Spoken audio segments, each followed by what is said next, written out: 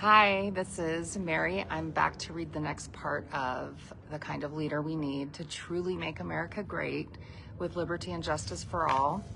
I'm on page 8, part 1, Foundations of Character. The personal virtues that define a leader when no one is looking or when everyone is looking. Before a leader casts vision, earns titles, or moves others to action, they must first lead themselves. Leadership begins not in public moments, but in private choices. It is shaped in the quiet hours, in the honest decisions, and in the kind of character that doesn't depend on applause to be real. The world is filled with skilled professionals, polished speakers, and strategic thinkers. But what we need more of are leaders whose lives are anchored in integrity, humility, self-control, and truth. These are the inner virtues that speak volumes. They are the qualities that stand firm when circumstances shake. They are the marks of someone who leads with authenticity and truth. Character doesn't just guide how we lead, it reveals why we lead. In this section, we explore the foundational traits that form a leader's core. These are the faithful traits that last, the ones that build trust, earn respect, and leave a legacy of substance. True leadership is not proven in ease or spotlight. It is tested in difficulty and revealed in consistency. The leaders we need more of begin with who they are long before we see what they do. Let's start there. I have the next page says character reveals why we lead. I just took that and put it in an image here in the book just to keep everyone pointing at what matters most, and that's the character, the traits, the inner traits of who we are and why we lead.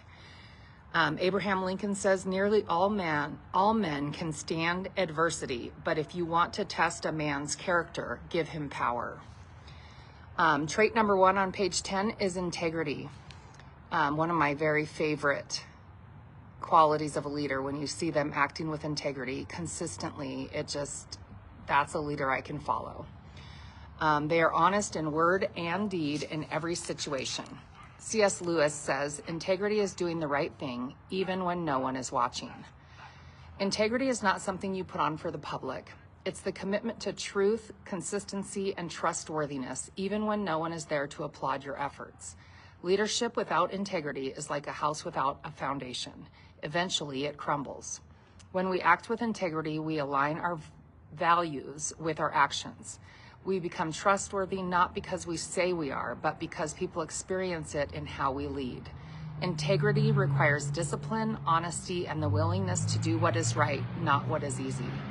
The best leaders are defined by their unwavering consistency. Integrity is who you are authentically when everything is on the line and the pressure is great. When a leader's beliefs and behaviors align, trust naturally follows. People know what to expect. They feel safe. They believe what is said because it matches what is done. Integrity doesn't shift with pressure or popularity. It holds steady. It is a compass, and in a world full of noise, the leader who lives with integrity is the one who leaves a lasting legacy in the lives of others. The reflection questions for this first trait are, when have you chosen truth even when it wasn't convenient? Where in your life do you need to align your actions more closely with your values? And how do others experience your integrity? Here's a quote at the end of this section by M.H. McKee. Wisdom is knowing the right path to take. Integrity is taking it. When we act with integrity, we align our values with our actions.